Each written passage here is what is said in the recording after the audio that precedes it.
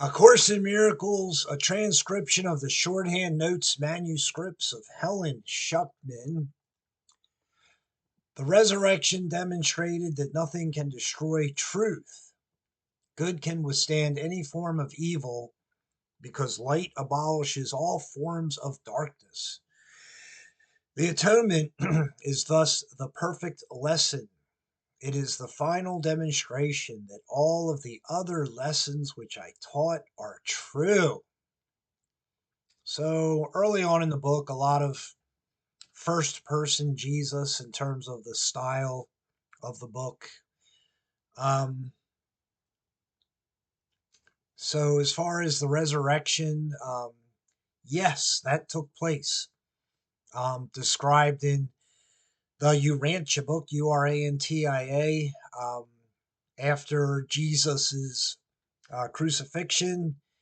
He showed himself something like 19 times, something like that. Whether he showed himself to one person, a few people, a fairly big group, or a very large group. It varied. So he would appear and then simply vanish during his resurrection appearances. So you have the symbol throughout the book, throughout A Course in Miracles. You have the symbol of light abolishes darkness. There are sentences like darkness has no qualities of its own, um, and where there is light, there is no darkness. So, where there is the God mind, the Jesus like mind, the Christ mind, the mind of perfect peace, tranquility, joy, strength, love, goodness, tenderness, kindness, etc. No feelings of grievances, no remorse, no disappointment, no sorrow, etc., etc. Um, that's the illustration. The atonement, perfect oneness with God.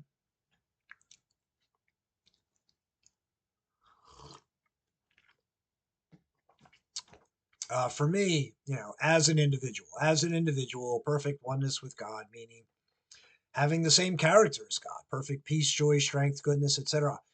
ACIM, man is released from all errors if he believes in this. The deductive approach to teaching accepts the generalization which is applicable to all single instances rather than building up the generalization after analyzing numerous single instances separately.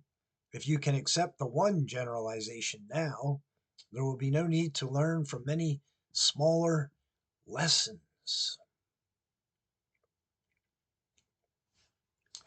I mean, for me, a major important idea that simply has to be accepted is the real truth of who we are, our capital S self, as a human being on the earth plane. Every moment, moment to moment, is purely joyous, supremely happy, perfect peace, perfect strength, perfect kindness in every way, every thought leading to every word, leading to every action. There's never any different. There's never any difference or differential or, you know, it's all life is always perfect peace, joy, strength, tranquility, love, and absolutely none of those negatives. That that idea has to be accepted as a truth.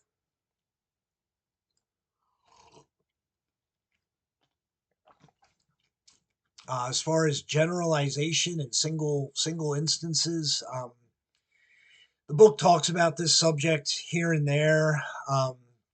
Certainly, there is a general way to approach everything, every moment, where there is nothing but peace, joy, strength, goodness, where someone knows how to go about everything. There's a right and a wrong to every physical behavior. So someone knows how to go about every physical behavior. Someone knows the true beliefs about God or spirituality or the true beliefs about anything. So that's living in knowledge.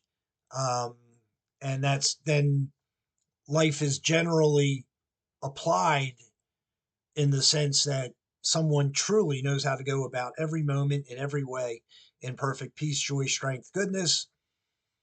And it's not about looking at each instance of life to determine what is right or wrong.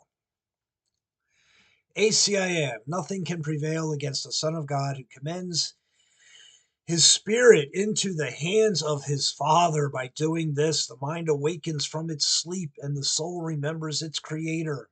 All sense of separation disappears and level confusion vanishes. The Son of God is part of the Holy Trinity, but the Trinity itself is one. There is no confusion within its levels because they are of one mind and one will. This single purpose, the word single, capital letter S, the word purpose, capital letter P, the single purpose creates perfect integration and establishes the reign of the peace of God.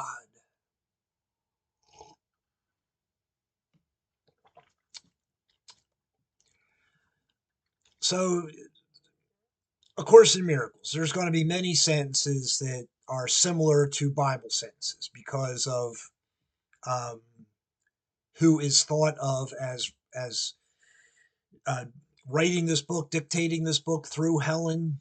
The general idea is that Jesus, first person Jesus, is coming through Helen in terms of her uh, inner dictation, there's another term for that, but anyway, automatic writing, whatever.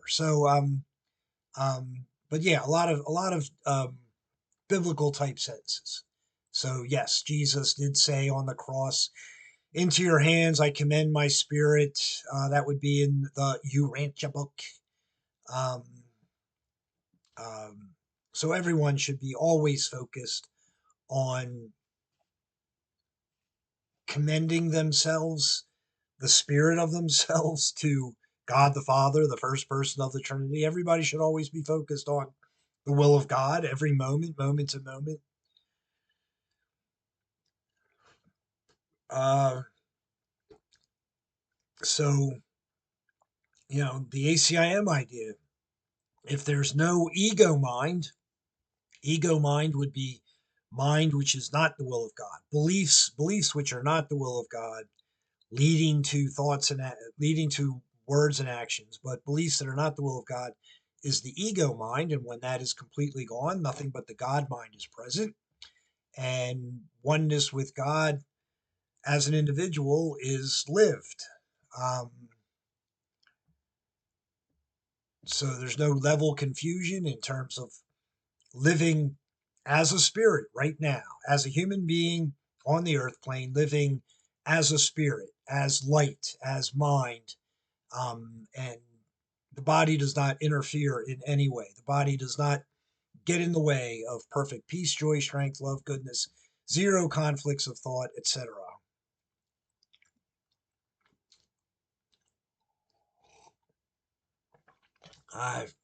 To me, there's only two levels, whether you're living as a spirit right now, as a human being with a body, or if you're living uh, in the ego mind from a physical standpoint. So, physical level's one level, spirit level is the other level.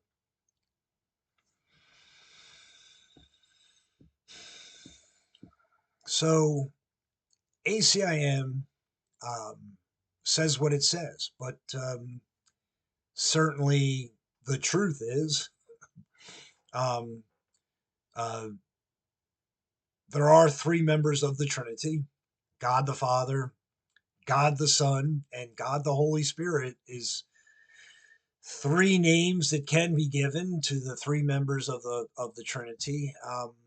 For me, the real truth um, is that in ACIM terms, every human being is patterned after the second person of the Trinity. The second person of the Trinity is peace, joy, strength, love, goodness as a person, and that's who everyone is patterned after as an individual themselves. So um, there's a lot in the Urantia book about the Trinity and the oneness of the Trinity.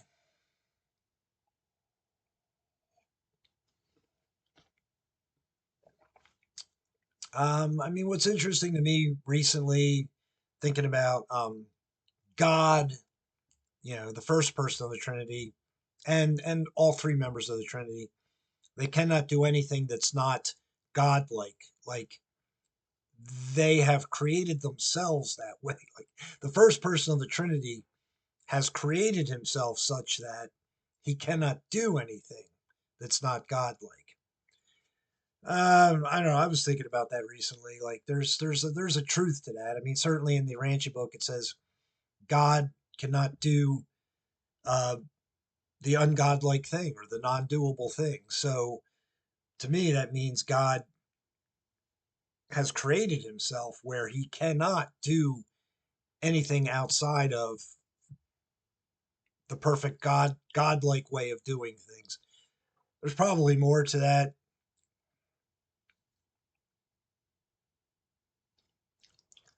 but in any event, certainly the peace of God is mentioned a lot in A Course in Miracles. So that's, to me, is part of the reason why um, God cannot do the ungodlike. I don't know. The one sentence in the introduction to ACIM is, you know, uh, that which is unreal doesn't exist to God. So the ego mind, in ACIM terms, a human being creates beliefs that are not the will of God. That's the ego mind. It's never perfect peace, joy, strength, love, goodness. It always has elements of doubt, fear, remorse, anxiety, feelings of deprivation, grievances, remorse, disappointment, sorrow, etc. And God has nothing to do with that mind. God has nothing to do with that mind. So the ego mind. So ACIM, but this vision can be perceived only by the truly innocent because their hearts are pure. They defend true perception instead of defending themselves against it. Understanding the lesson of the atonement, they are without the will to attack, and therefore they see truly. This is what the Bible means when it says, and when he shall appear or be perceived, we shall be like him, for we shall see him as he is. The words as he is are all in capital letters. So ACIM has lots of ideas about how we truly are. So perfect innocence in terms of the dictionary definition of innocence, perfect blamelessness, perfect gentleness, perfect kindness, perfect holiness.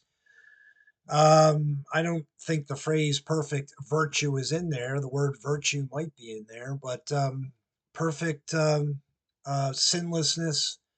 Um, these types of phrases are in the book a lot in terms of who we truly are, dictionary definitions of those types of words.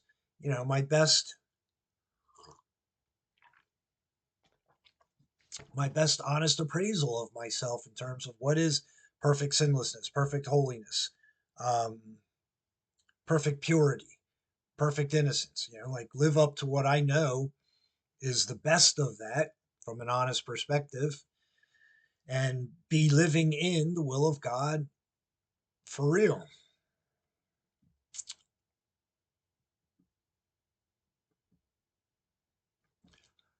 Lots of sentences in this book about attack. Um, I mean, there's so many, but um, you know, even to see somebody as a body is to condemn them. And then ACIM says condemnation is a form of attack. So truly, the ACIM idea is to truly see people as a spirit, as light, as mind, not as a body. Um, you know, the practical idea to me there is that the body never gets in the way of perfect peace, joy, strength, goodness. Like lack of awareness of the body. Um, I mean, the body is downplayed phenomenally, would be an idea that is true. And the body includes speech. And that would be also everything and anything physical. Um, the Urantia book says to the universal Father, the first person of the Trinity, the physical universes are virtually non-existent. He is the father of personalities, of beings. So truth is all about knowing yourself and knowing others as a spirit right now here on the earth plane, and the body has useful purposes in terms of what that means. But um, uh, getting away from body identification is a big subject in A Course in Miracles.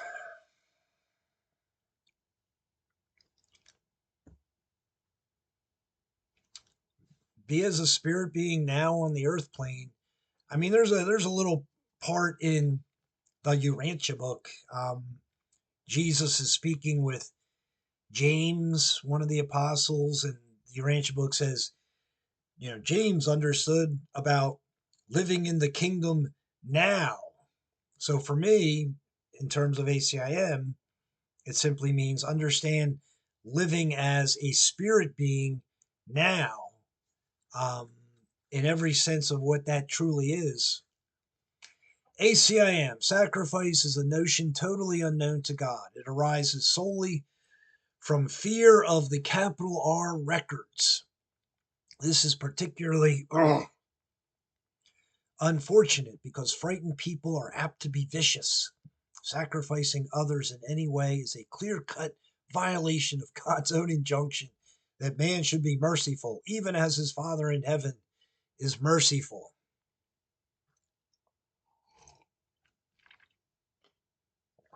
So sacrifice. So the ACIM idea is to give up that which is not the will of God is never a sacrifice. To live in the will of God is living who you truly are, who I truly am. Living in the will of God is living as we truly are, and anything that's not the will of God, of the ego, that is no longer thought and no longer acted on, is not giving up anything.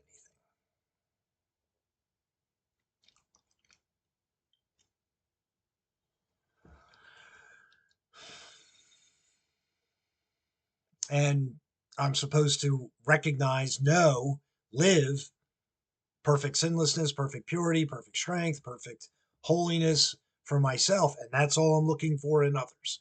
So if anybody else is doing anything different than that, it doesn't upset me. I'm not judging it. I'm overlooking it.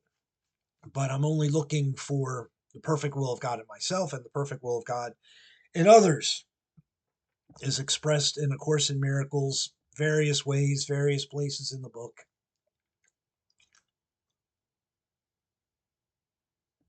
The word mercy is in A Course in Miracles quite a few times.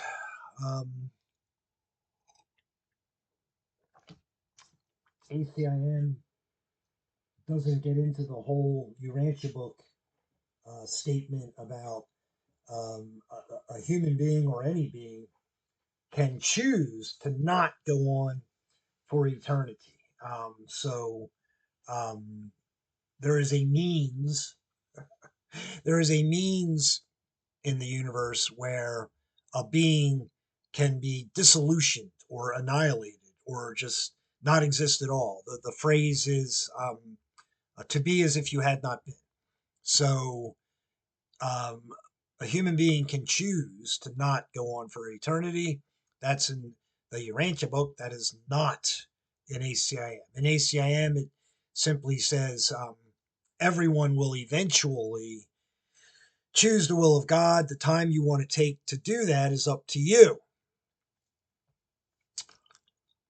ACIM. It has been harder for many Christians to realize that this commandment or assignment also applies to themselves. Good teachers never terrorize their students. To terrorize is to attack, and this results in rejection of what the teacher offers.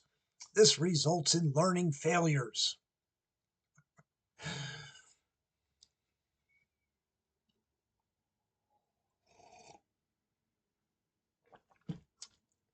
I mean, there's definitely a sentence in the book about it's not up to me or anyone else to decide someone's learning rate, like the way someone learns and understands this type of spiritual information.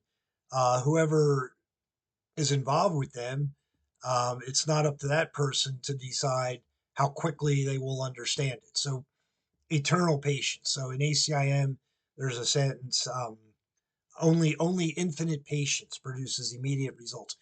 So everyone should always have infinite patience with everyone else in terms of learning these types of ideas.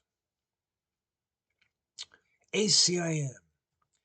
I have been correctly referred to in the Bible as the Lamb of God who taketh away the sins of the world.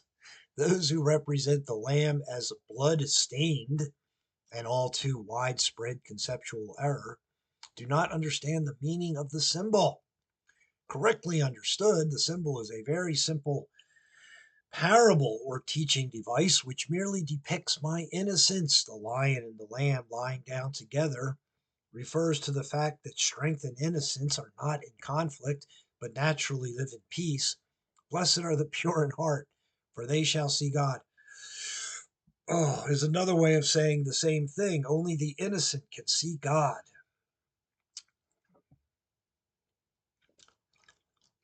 I mean, so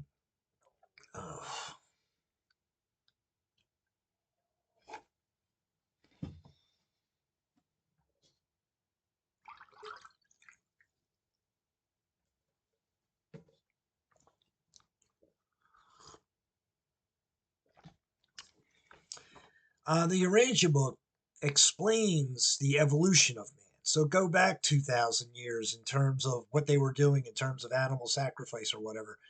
I mean, the Urantia book explains the entire history of man from almost a million years ago up until the present day. So, well, the Urantia book sort of stops around the days of Jesus, although it does say some things about after the days of Jesus.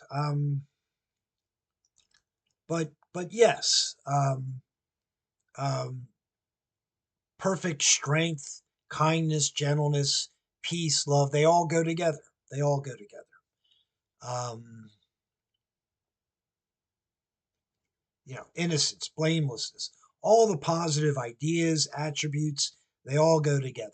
Um, I could list out, 150 of the positive ideas, attributes, words with dictionary definitions, and then there's another 50, 100 or so more of the negative ego things, with definitions. So all of the positives all go together. They're always true.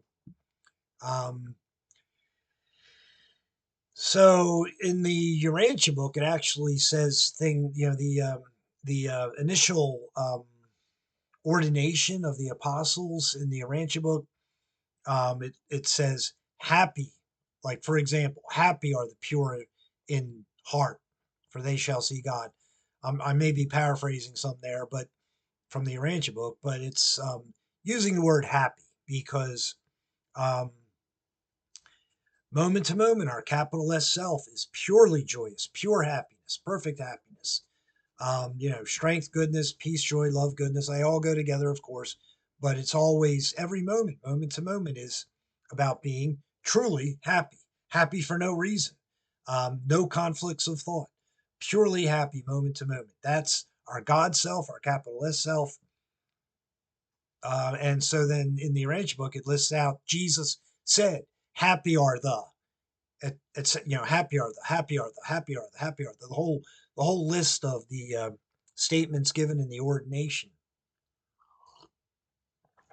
is quoting Jesus and saying happy because Jesus of Nazareth, his entire life really, but especially in his public mission, he's living in pure happiness, a gentle lightheartedness, a happy lightheartedness. That's another term in A Course in Miracles, and that's how we truly are, moment to moment. Our capital S self is a happy lightheartedness for real, with strength, goodness, joy, peace, every moment to moment, without exception.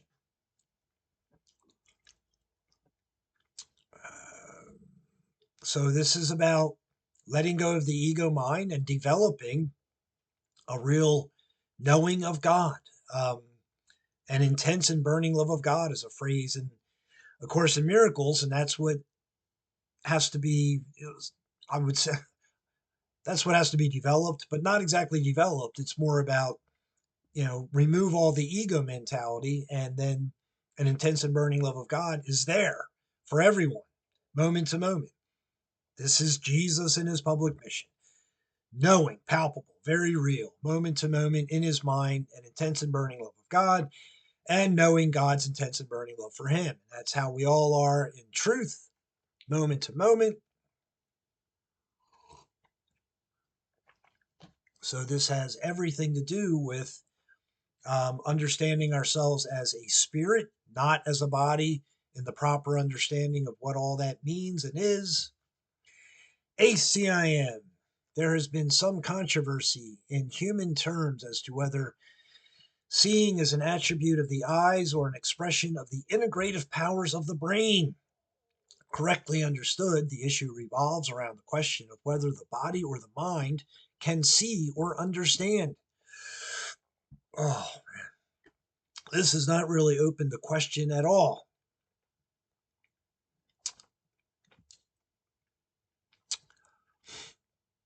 The body is not capable of understanding. Only the mind knows anything. A pure mind knows the truth, and this is its strength. It cannot attack the body because it knows exactly what the body is. This is what a sane mind in a sane body really means.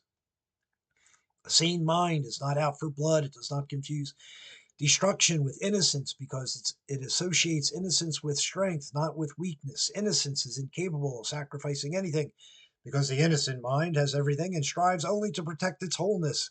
This is why it cannot misproject.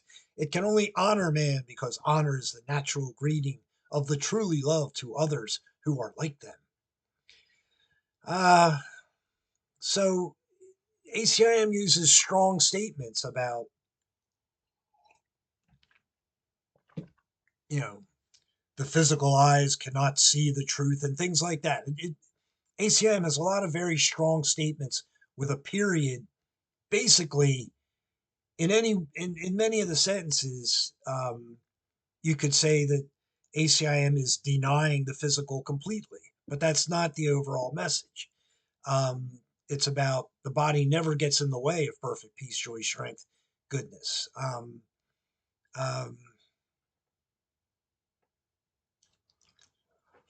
so it's a, but the book has to say things that way to get people to try to get out of body mentality, body identification, and get to real spirit identification.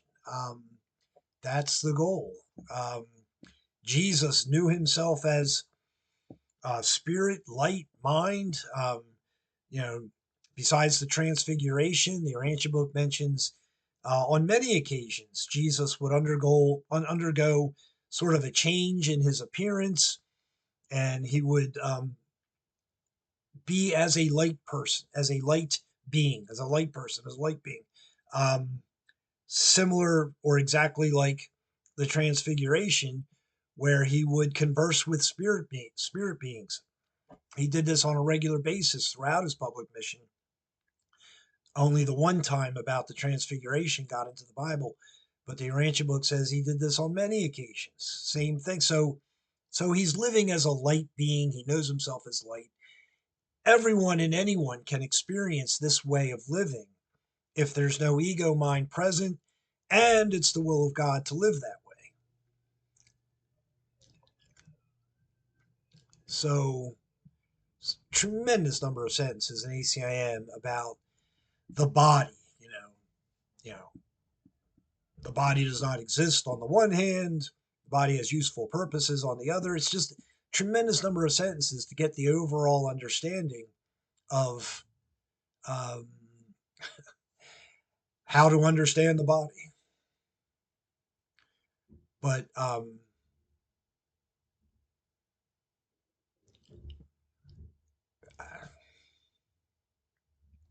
pure mind, yes. I mean, for me, the real truth is like there's another sentence in the Urantia book about stabilized neural energies and balanced chemical function. So if my body is healed, meaning that I have for real, truly stabilized neural energies and balanced chemical functions, then the body itself never generates any pleasure doing anything. Whether it's sex or anything else, the body itself never generates any pleasure. Um, Never. Like ACIM says, no response at all is in the mind to what the body does. So the mind always remains wholly joyous. So, for example, in sex, it's about creating a zygote, creating a body, so that a spirit can enter and extend life and continue God's plan by having a child. That's the only joy in sex, for example, is creating a baby. So, um,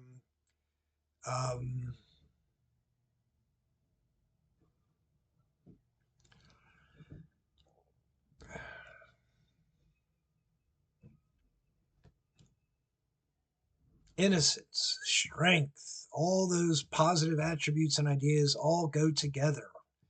Peace, joy, strength, honor, love, respect, self respect, valuing and appreciating others, etc., etc.